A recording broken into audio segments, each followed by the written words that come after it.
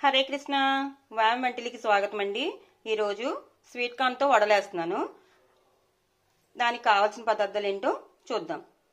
Sweet corn, పచ్చిమిర్చి, అల్లం, వెల్లుల్లి, జీలకర్ర, కొంచెం కొత్తిమీర, ఉప్పు ఇవన్నీ వేసుకుని మరీ మెత్తగా కాకుండా పల్స్ చేసుకుంటూ గ్రైండ్ చేసుకోవాలి.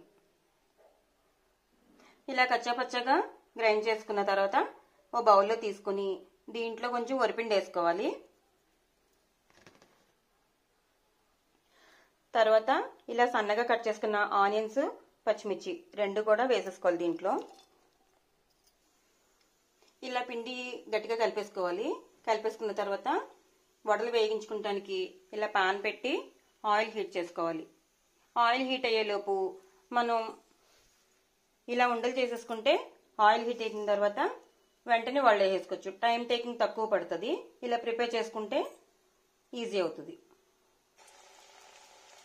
ఇలా ఒక్కొక్కటి వేసేసుకోవాలి.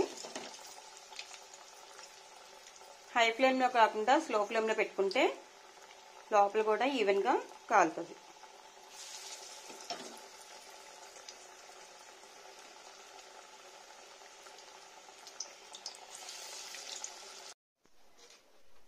రెడీ అయిపోయినండి.